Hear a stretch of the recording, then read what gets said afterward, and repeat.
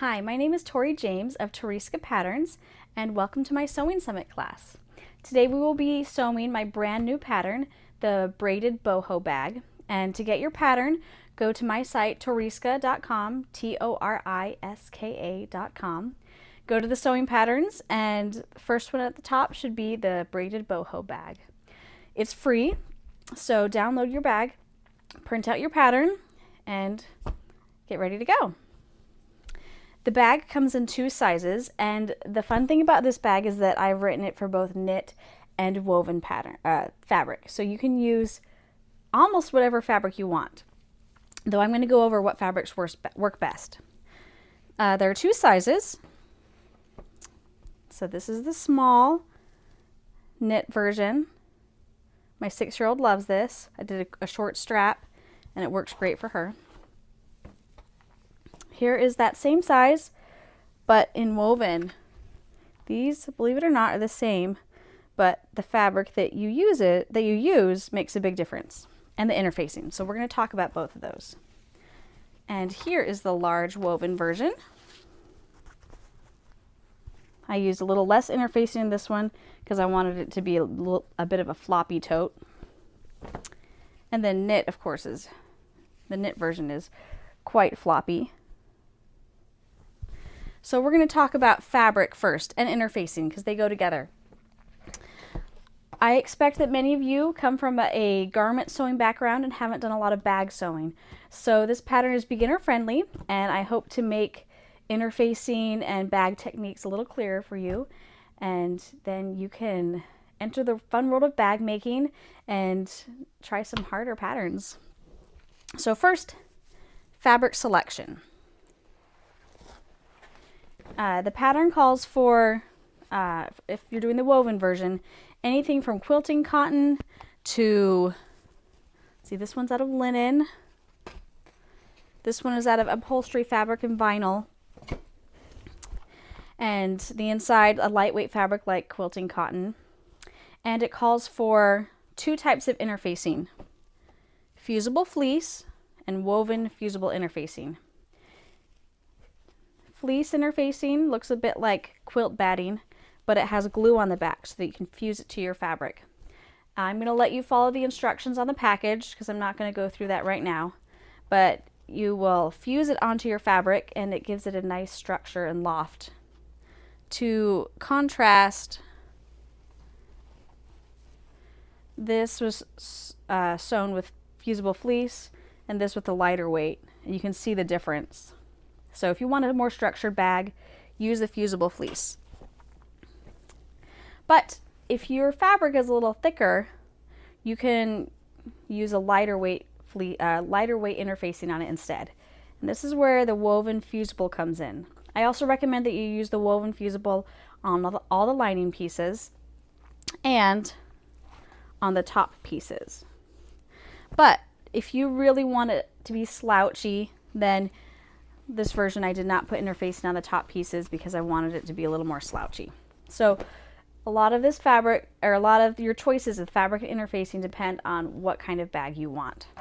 So if you want it nice and structured, follow the pattern recommendations of fleece on the outside, woven fusible on the inside and in the top. Woven fusible is a lot like fabric in consistency, but it also has glue on one side. This is Pellon's Shape Flex brand, but I've tried all sorts from different brands. I like them all. I do like this one because I can buy it in 60-inch width from overstock.com, and most of the time it comes in 20-inch width. So having 60 inches to work with is really helpful with bags. If you have an especially thick fabric like vinyl, or this is I used for this one fairly thick upholstery. It's flexible, but it still has some loft. And I decided not to use interfacing. So the outside of this bag does not have interfacing. The inside does. And this is perfect for somebody who really just wants kind of a slouchy bag.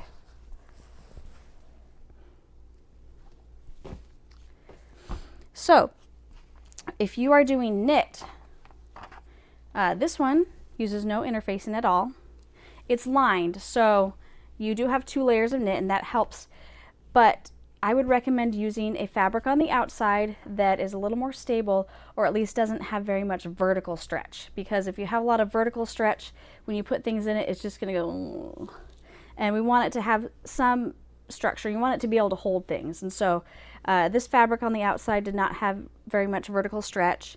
The inside fabric does, but it's as long as the outside fabric doesn't, then you'll be okay. This fabric I felt was kind of thin, so I fused the back of it with a knit fusible interfacing. I used Pellon Easy Knit. It's very thin, but it helps give thin knits just a little more body, makes it a little easier to work with, and it also doesn't have any vertical stretch, just horizontal. So I felt like this fabric needed it, and with that on the outside fabric and the lining, it still feels sturdy. Now your fabric straps are braided, though I do have an option in the pattern of just doing normal straps.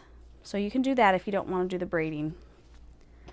But the fabric calls for you to cut out 8 strips of fabric. You're supposed to cut it out the width of the fabric. The reason being is when you braid your straps and make your straps, then you can try it on and figure out, oh, this one's too short, this one's too long.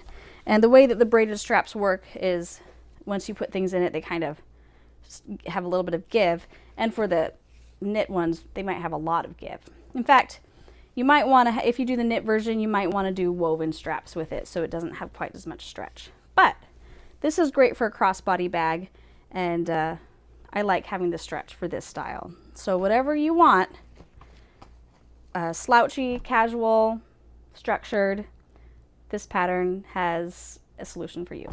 So we're going to go ahead and start, and I'm going to be sewing this bag and showing you the differences between knit and woven. Thanks. Oh, one last thing.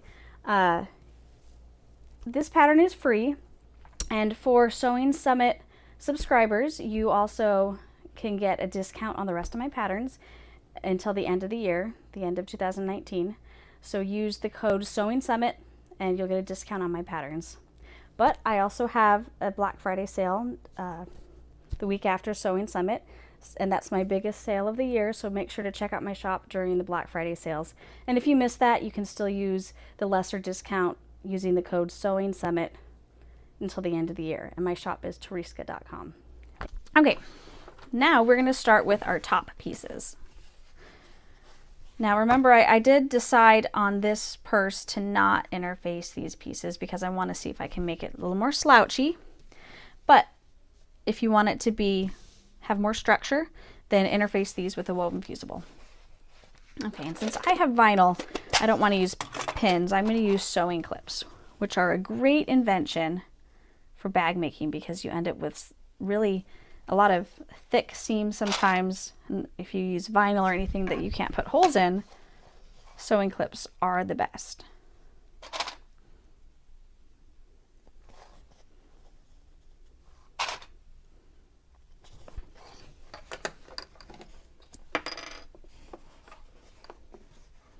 So I like to sew with a 3/8 inch seam allowance, so that, because that's the edge of my presser foot. So that is what this pattern calls for, is 3/8 inch seam allowance, or 1 centimeter.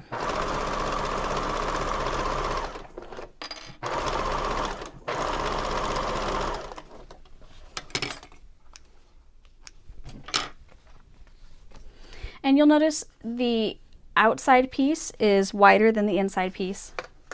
That's because I wanted it to wrap around a little bit so that you don't see the lining peeking out from the edge.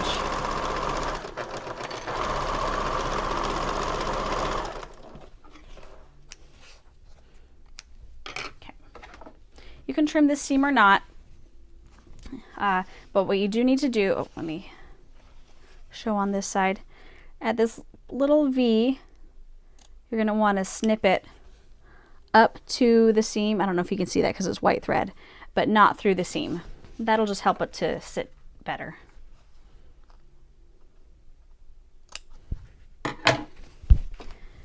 And then I'm going to do the same thing with my second side.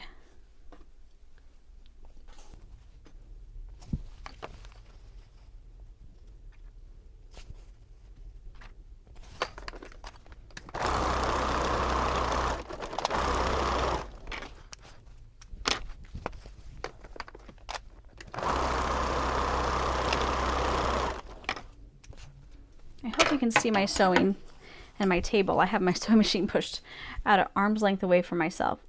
It's a little tricky to sew that way, but I want you to be able to see everything I'm doing. Okay, now we are going to iron. This is going to be a headless shot because I want you to be able to see my ironing board. So I want you to take your tube and kind of angle it like, or position it like this, so that you can iron or press this seam towards the lining. Now this is a angled seam, so you just have to be a little careful. I'll do it from both directions. And this little snip helps it to lay nicely.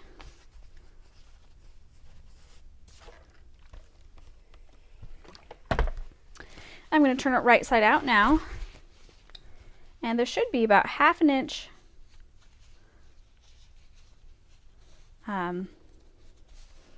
of this exterior showing.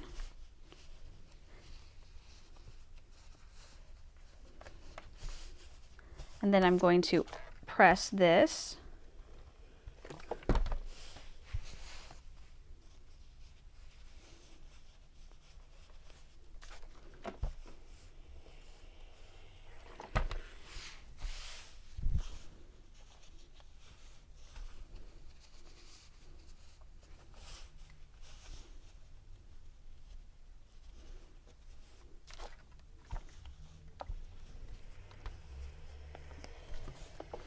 To be careful ironing this vinyl. I'm just very lightly pressing it.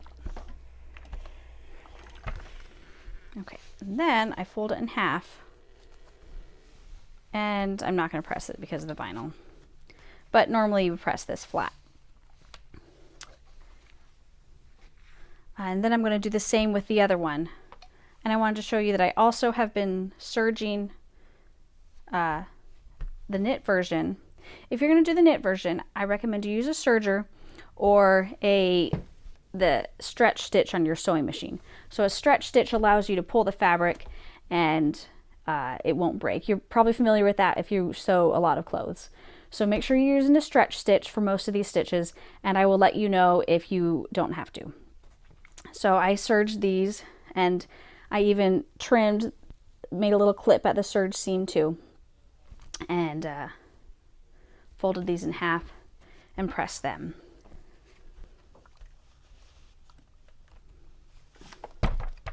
Okay, now if you're going to do, you don't have to do a snap, but especially for this large size, I like to have it close with a snap.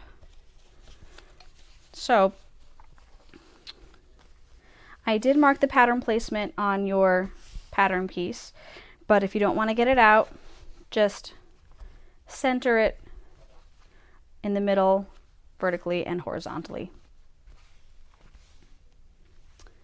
Let me find my snap.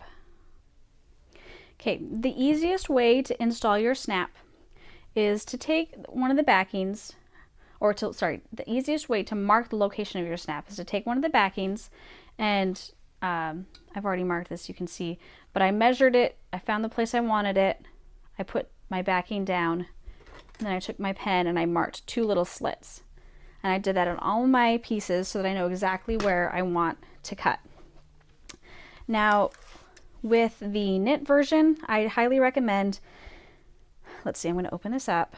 This is, you'll want to open these up when you do this because you only want it going through 2 layers, not all 4. But on the inside, where this is going to be going through, I'm going to take a little bit of woven fusible interfacing, and I'm going to fuse my fabric there because knit fabric doesn't always like magnets. It doesn't like things being installed through it. It'll stretch over time. And so I'm going to put some interfacing so that hopefully this will last better. But that is something to worry about, is the snap may not last super well over time with the knit version. Interfacing it will definitely help though. A lot of people have problems with grommets on hoodies. It's the same issue. So you can use this anytime you have to install something in a knit fabric. You can put some woven interfacing inside in that on the back of your fabric, or when I'm doing zippers on a hoodie, I usually put some interfacing on the edge. Okay.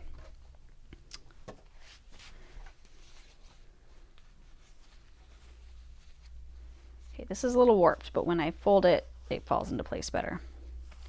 Okay, so you are going to need a seam ripper, and you are going through 2 layers, not all 4, just 2 layers. So use a seam ripper on those slits that you made.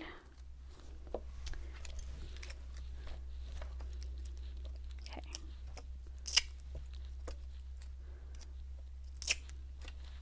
Okay, I'm going to start with, well, they call this the male side. This is the female side for obvious reasons. So I'm going to start with this side. I'm going to stick it through my slits and make sure that your snap is on the outside, not the lining side. I also, I forgot to prepare these beforehand. I keep little scraps of Peltex around for snaps. You can use a thick canvas. I like to use Peltex, which is another kind of interfacing that's very stiff. And I make 2 little slits in the interfacing, put it down over the slits, take my backing, put it on top, and then you can use scissors, or I have a point turner, or your fingers if you have really strong fingers. And there you go. Now this will be on the inside, so it won't be seen. Now I'm going to do the corresponding one over here, making sure to use the big thick side. And these should match up perfectly when we have them installed in the bag. Careful with your seam ripper that it doesn't cut too large of a slit.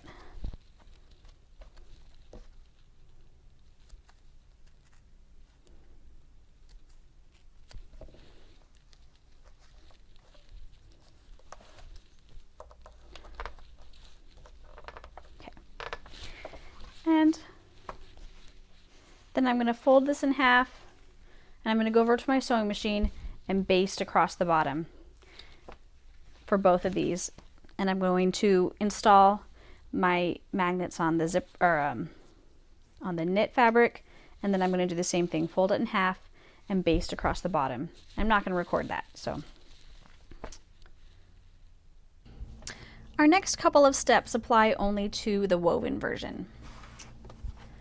We're going to take your exterior piece and your accent bottom and match the bottom of the exterior piece and the top of the accent. I'm going to pin those together, or clip. I'm going to clip them together.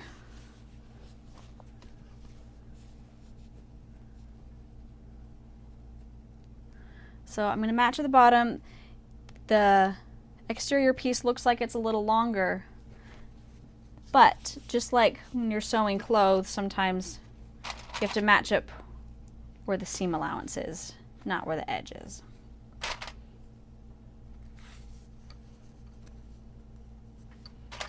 So there's a little triangle here, but they will, when sewn together, they will match up.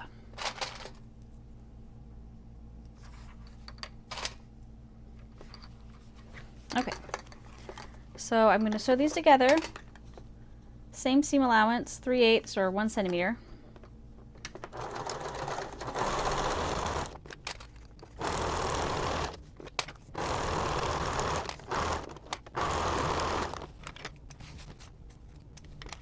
Okay, and the second one.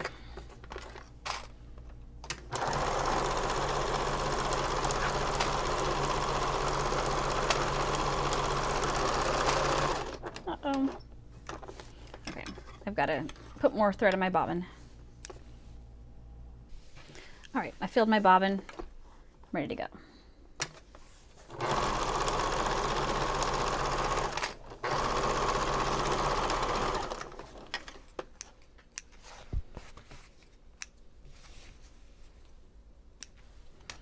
Okay, I'm going to increase my seam allowance a little bit. Sorry, not my seam allowance, my stitch length and top stitch. So I'm going to, you can press your seam up, but I just did what I call finger pressing. I push that and it's going to stay well enough that I can sew it. So I'm going to sew about 1/4 inch from the edge of the seam.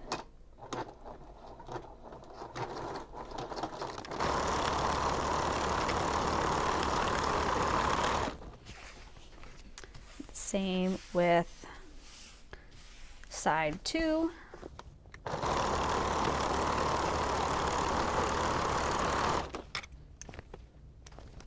And now I am done with my outside pieces. They're all ready to be sewn together. Well, okay, they're all ready for the next step, which is the darts. But before we do that, we need to finish the interior.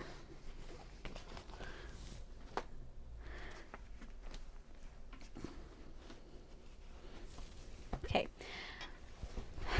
This pattern calls for 1 inside pocket on the woven version. And the reason why is that, well, other than it's nice to have pockets, is that when you're turning the purse later on, because there's a lining, so you have to turn it right side out, you need to turn it through a turning hole. And a lot of time, if you're doing the knit version, you're just going to leave a hole in the side seam and turn it through the side seam. But if you want something that's not visible at all, you can turn it through the pocket. If you don't want to bother with a zipper and a pocket, then you can also turn it through the side as well. But this is kind of a cool, a cool way to do it so that it is completely invisible where you turn the bag. And I'm going to switch to black thread so you can see what I'm doing.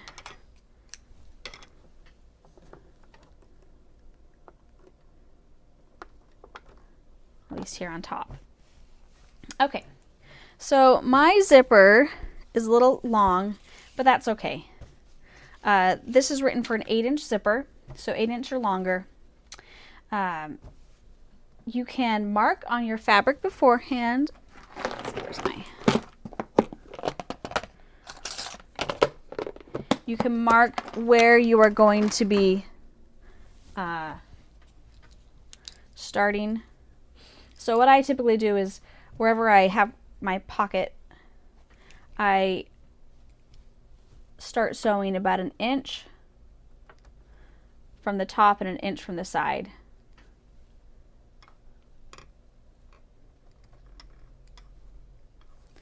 And then I make it about 1/2 inch wide and 8 inches long, and my ruler's not quite long enough, so I'm just going to eyeball this.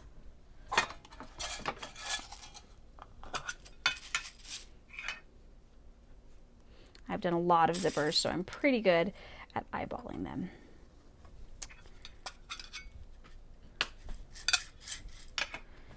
Okay, so the way that I like to do welt pockets, or zippers, but it's the same with welts. In fact, I got this tip from something a long time ago about welt pockets. I start at the corners, I decrease my stitch length to 1.5 or 1, and then in the middle I increase it, and then as I get to the corners I decrease it again, so that my stitches are very small at the corners, and it can help my corners look a little nicer. So as I go, I increase my stitch length, and then as I get close to the side, I decrease it again.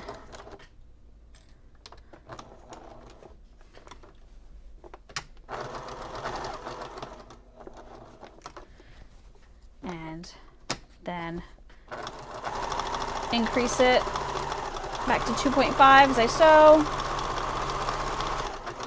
decrease it down to 1.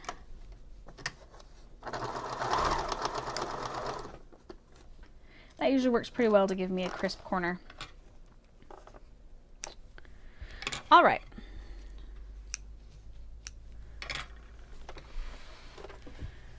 So now you need a seam ripper or scissors, and you are going to cut a line. Here, I'm going to draw it so you can see.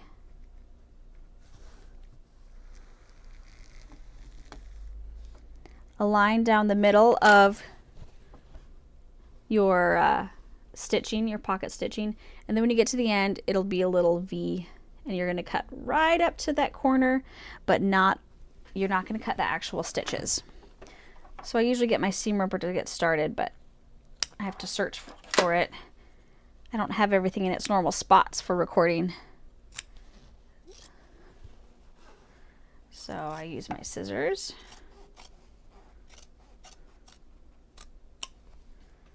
And I cut a little V shape up to the corner. And this corner. Corner 3. Corner 4. Then you take your pocket, you push it through to the back side of your fabric. And then I usually finger press it into place, and then if it's not giving me a nice crisp seam, I will go and iron it with a real iron as well.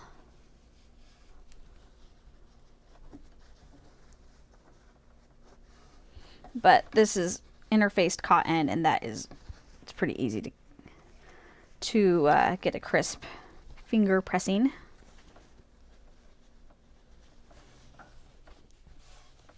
Okay, so all of your pocket fabric should be through to the other side, and my corners turned out pretty well. Now I'm going to take my zipper, which I put someplace, possibly my lap. Oh, here. And your zipper is going to go underneath this. And you can pin it in place or use fusible or this tape stuff to keep things in place. I've used it before, but it's helpful, but it also is a little frustrating. So I'm just going to eyeball this because, like I said, I'm good at eyeballing. I'm going to hold it in place while I sew. So I would switch to a zipper foot if I were you.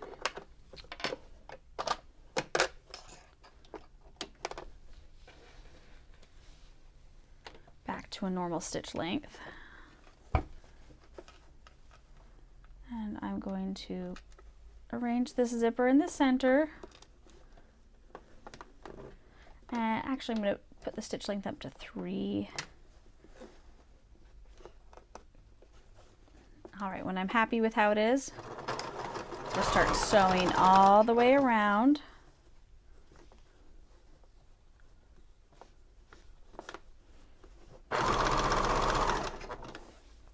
You may not need a zipper foot because you're not sewing right up next to the zipper, but I like using a zipper foot for this because I follow the edge of my zipper foot at the edge of my little square of fabric. Pivot at the corner. If you have a button that lets you leave the needle down, that's the button to use.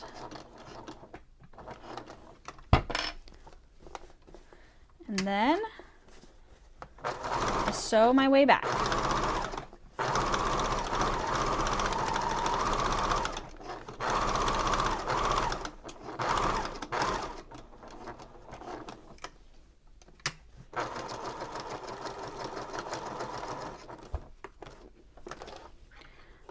All right, I hope you can see. I did use black stitching so it wouldn't show, but of course that makes it harder to see. Whoop, all the way around. And this is what the back looks like. I'm also going to cut off my extra zipper because I don't need that. And this is very important for later. Open your zipper, because it really stinks to try to turn your purse inside out and your zipper is closed. Okay, take your other side of your pocket fabric and you're going to pin it all the way around the sides, the top, the other side. And you're going to leave the bottom open for turning. Now, I am feeling adventurous. I'm not going to pin it. Oh, make sure you back stitch at the bottom, because when you're turning the bag, especially if there's lots of layers, this bag isn't too bad to turn. Some bags, when you turn, it really puts a stress on whatever opening you're using. Okay, you need to make sure you fold back the bottom of the lining of the bag so that you do not sew over that. You do not want to sew the lining of the bag, just the pocket. Especially at this part right here, fold back the lining so you're only sewing the pocket pieces.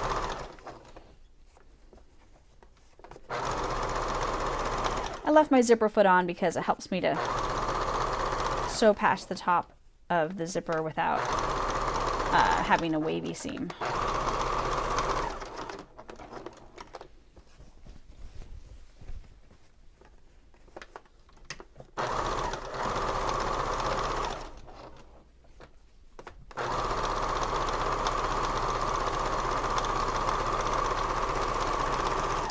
Back stitch at the bottom.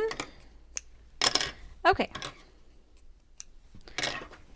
Now done with my interior. And look, there's a place to turn it later on, so leave that unzipped. Okay. All right, now we are ready to do the darts. So the bottom of each piece has these triangle pieces in it. You're going to take the bottom and match up the legs of the dart. And I'm going to start sewing from the outside towards the apex.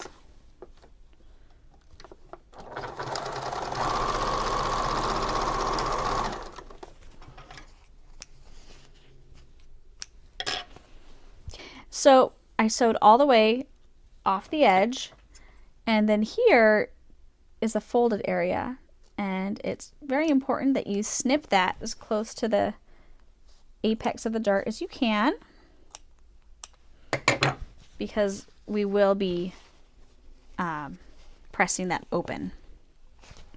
Now, if you did the knit fabric, I did it this way on the knit fabric, and it worked just fine. But I also wanted to see if it worked if I was a little lazy and serged it. And it has a little bit of a pucker, whereas the one where I did the straight stitching does not have a pucker. So it depends on how picky you are with little things like that. So use a straight stitch on your knit, the same as your woven, but if you do use a serger, not the end of the world. Okay, so now I have to do this for the other exterior dart.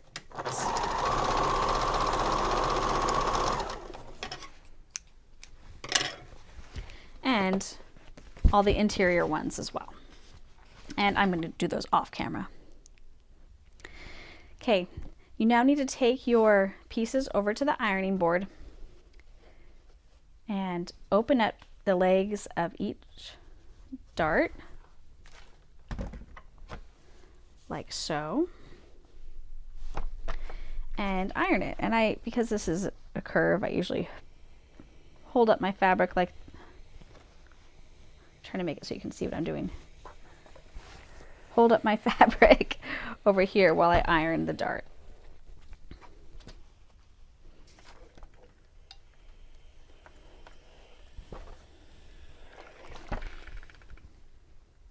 And on this side, it's very nice, no puckers, everything is straight.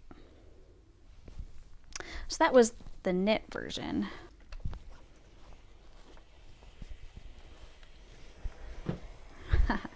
This would have worked much better to show you that way.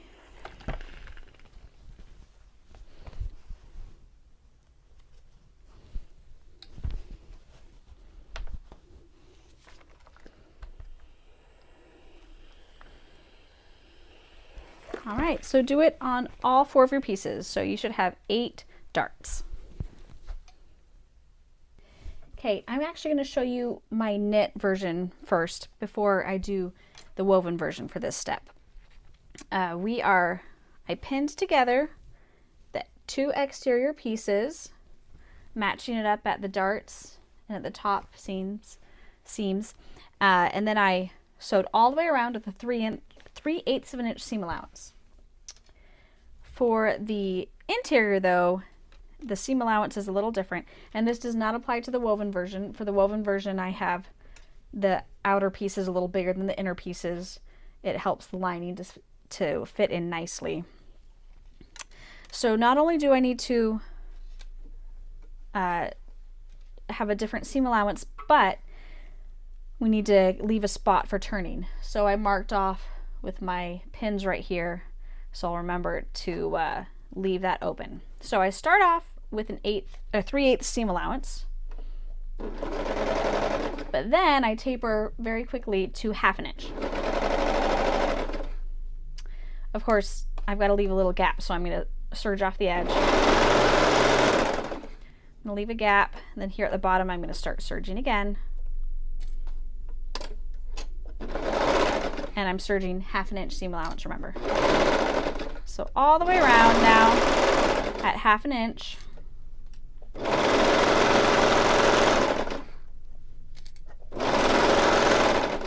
And like I said, this will just help the lining to fit nicely into the exterior. It's a little more noticeable with the woven than knit, but it's nice. It helps to not have so many wrinkles and extra fabric. All right, and then remember, you're at 1/2 inch right now, but as you get to the edge, you're going to taper so you're back at 3/8. So you're going to end at 3/8 of an inch. So, oops. So I have my interior and my exterior done for my knit with a hole in the side seam for turning. Okay, now I'm going to do the woven. I'm just going to lift my camera setup.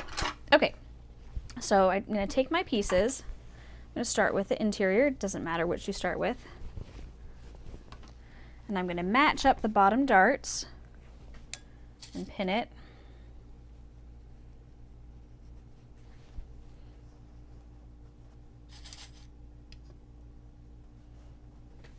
And I'm going to match up the top edges and pin those.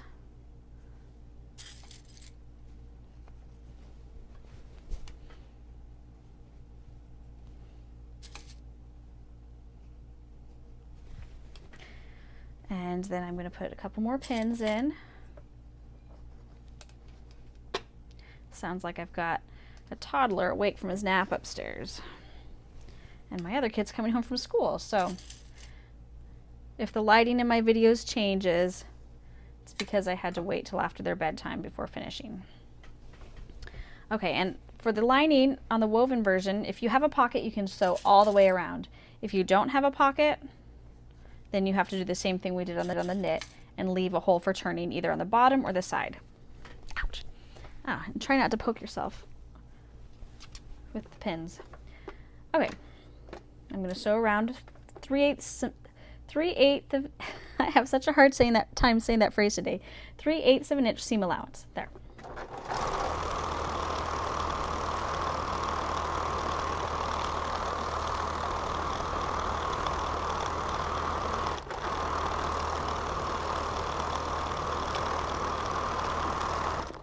Okay.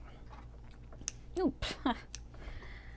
Okay, I am trimming off my threads, and now I'm going to trim my seam. I'm going to cut about half of it off so that there's less bulk for the seams when the inside and outside seam are touching.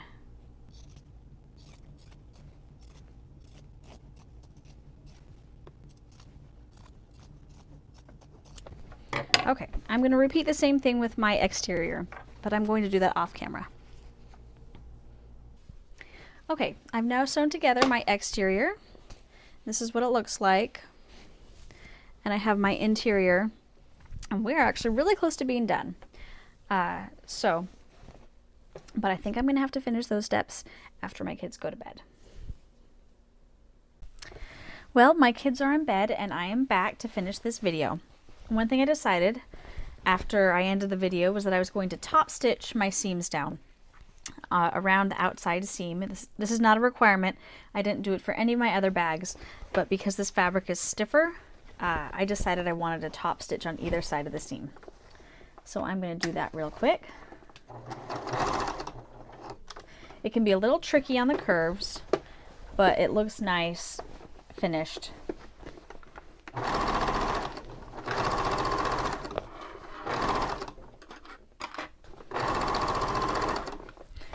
And it actually works best to have the purse inside out.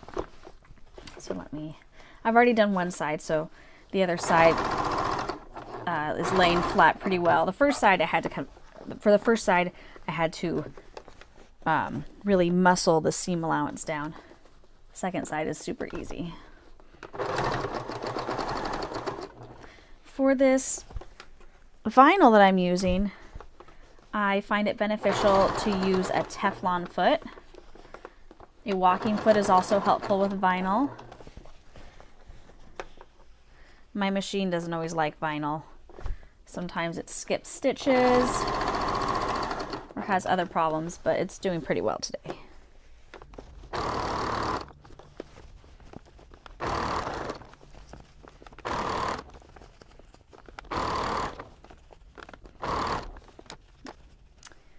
One last corner and then this will be almost done.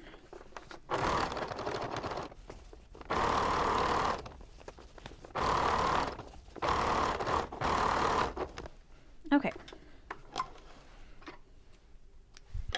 So now the outside of my purse is done for real this time.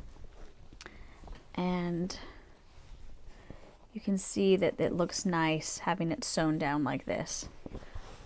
But this is really just helpful for thicker fabrics. You don't need to do that for every other fabric. Okay, we are getting really close to the end.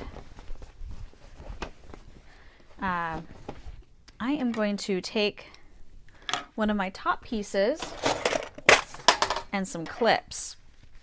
And I'm just going to clip this to the top here. And I want it centered, so there's a little bit of space at the end, about a 1/4 inch or 3/8 of an inch. And I center my top piece here.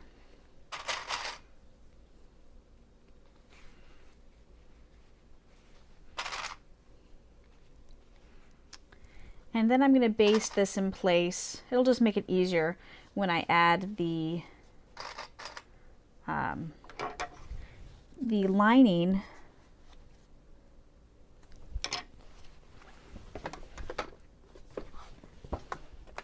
going to leave on my Teflon foot and use a basting stitch.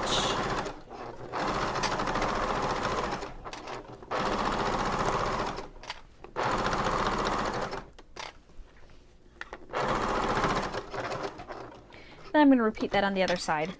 And for the knit, you do the same thing. You can use a straight basting stitch here. You don't have to use a stretch stitch. All right, I'm now going to take the lining, which I have placed right side out, inside the exterior, which is still inside out. You can combine this step with, you don't have to baste the top. If you want, you can do it all together in one step.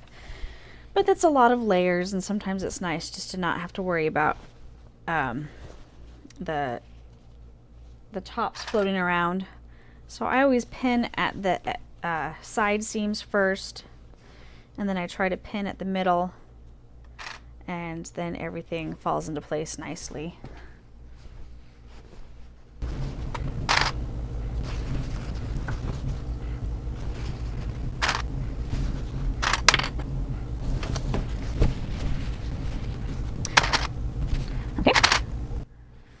I'm now going to sew around this, and I took off the free arm of my sewing machine so that it's easier to sew.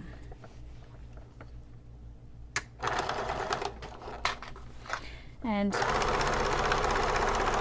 for the knit version, you can just do straight stitches here. You don't have to do a stretch stitch.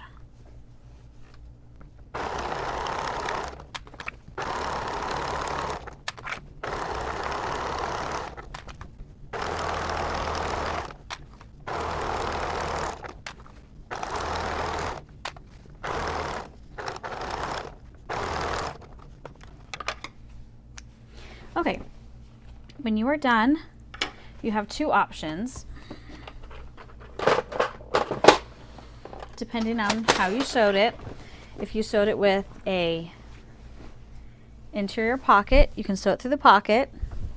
If you sewed it with a gap in the side seam, then you can really easily turn it through there, especially for the knit one. That is super simple.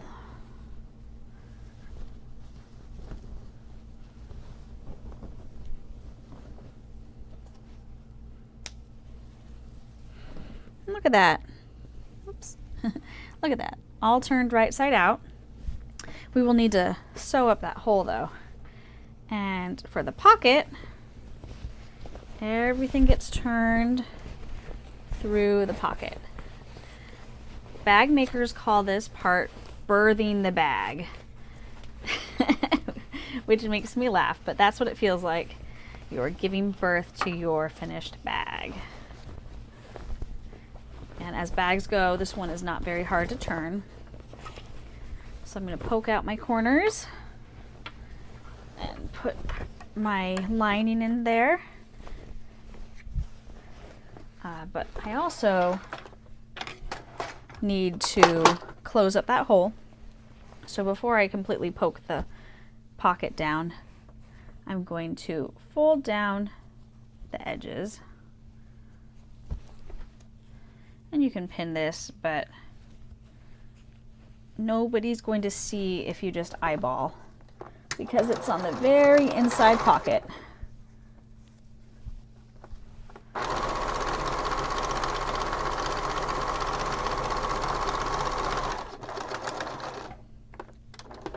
So this is great because you don't have to do any hand sewing and you have no visible final stitches. So you push that inside the pocket.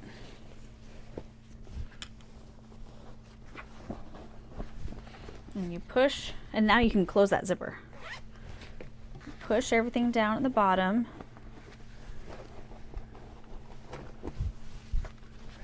All right, remember this one's a little, I tried to make this one a little slouchy, so it's okay with me that it is like this. And let me show you how to close your side seam on the knit version. Where is that hole? So you're going to close this, turn the raw edges in, and then machine sew this right here. They will be visible, but not too bad. It would be better if I were using gray thread, but I'm not.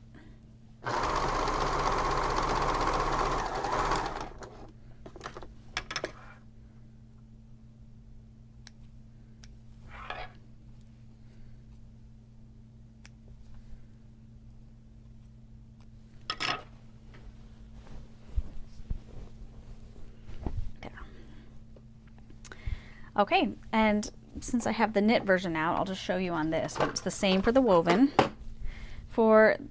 You have one final step, and that is to top stitch the top.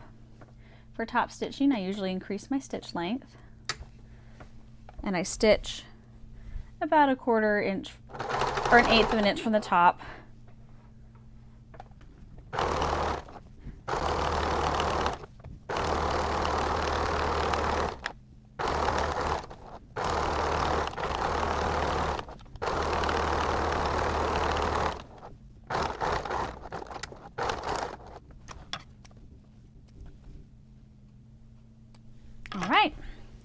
And so we are done with the purse with everything except for the strap. I'm going to go ahead and finish up the woven version, and then I'm going to show you how to do the straps. All right, we're now at the fun part, the braiding. Now it's pretty easy with the knit. You just cut out 1-inch strips, 2.5 centimeter strips, and then you just kind of roll them. Knit fabric tends to roll pretty easily. If your fabric doesn't, then I would just fold it in half, and then you braid it like that. But for the woven strips, we're going to sew them. And there really is no need to pin or clip these. We're just gonna fold the edges in towards the center, and then we're gonna fold it in half. And then I'm going to sew.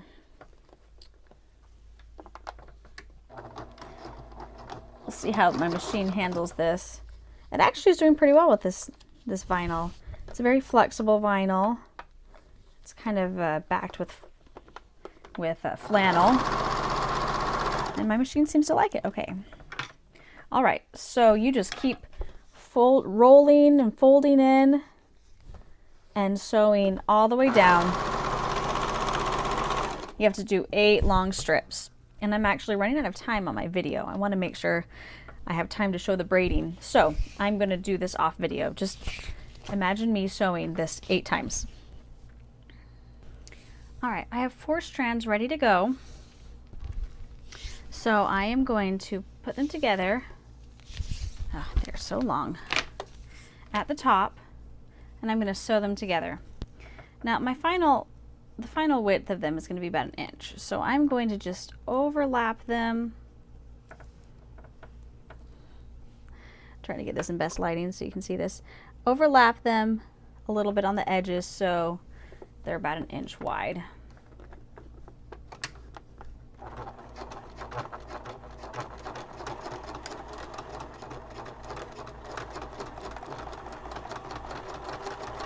I sewed back and forth a few times so that it is sticking together really well. All right. So let me make sure these are all straight. I am going to put these under here to start. Okay, we have a 4-strand braid. There's different ways to braid a 4-strand braid. I'm going to tell you the way that I prefer because it is so simple once you get started. I mostly just call them the left, the right, the middle.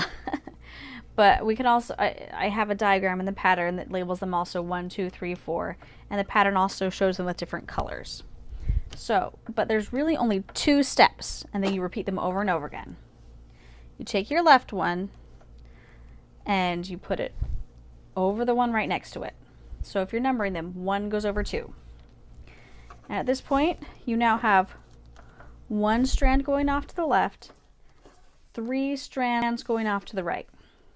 So your second step is you take the right one, or number 4, and you go under the one next to it and over the one next to that. And the trick is keeping this very flat. So after you've done that and tighten them a little bit, you've got 2 parallel here and 2 parallel here. And you want to make sure you don't cross these or do an extra do anything extra. These are still parallel. And then you start over again. Left over right, which means now you have 3 over here. Right goes under then over. So, and once again, 2 this way, 2 that way. Once I have it long enough, I like to put it under my machine because my machine is heavy. And then you just keep braiding it. Left over right, right under over. Try to keep them flat. It's a little bit easier if you're doing the knit version because you don't have to worry about that as much. But I like to keep these flat. Left over, right, right, under then over. And I'm just going to keep braiding this until I get to the end.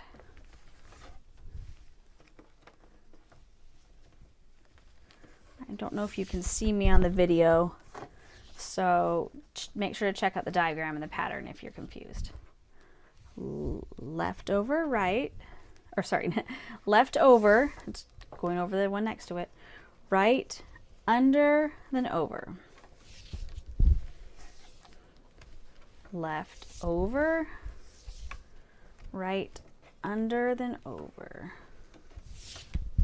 And I'm going to go all the way to the end. All right, I finished my braid, and when I got to the end, I'm going to sew across it just like I sewed across at the beginning, back and forth several times.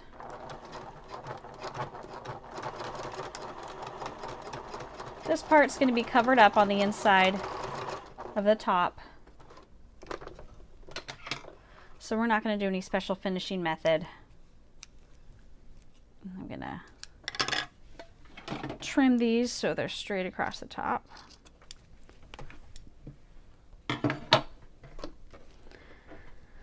Okay, I now have my braid.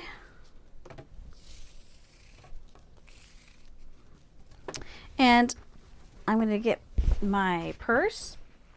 This is a pretty thick fabric. I don't think I'm going to need to feed it through with a safety pin, but that is an easy way to feed it through. Attach the safety pin and work it through the top. But I think I can do it without that, because this will just slide right through. There.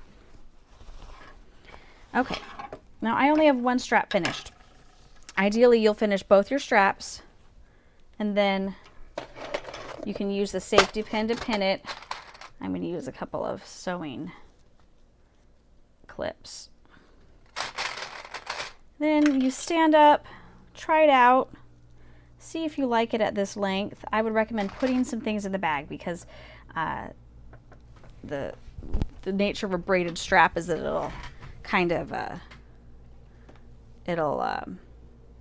stretch a bit as you put things in it. So I'm going to try this out. I feel like that's a pretty good length.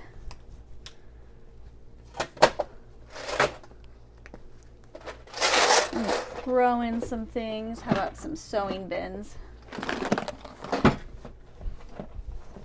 That's stretching a little bit more than I want. So I think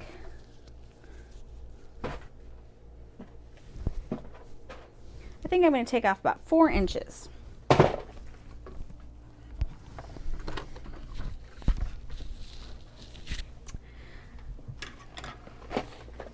So let's pretend that I've just cut it to the length I want. I'm going to do that in a minute. So you just put it under your sewing foot and you sew to, let me get this back.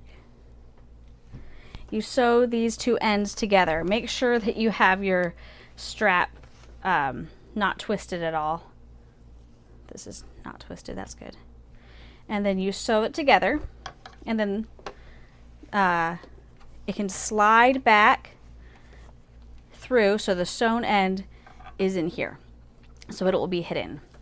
And then you do that with the other strap and you will be done. So thank you for joining me for this pattern. Make sure to check out my website, toriska.com, and if you use the code Sewing Summit, you will get a discount off of my patterns, and that is good until the end of 2019. So thank you for joining me.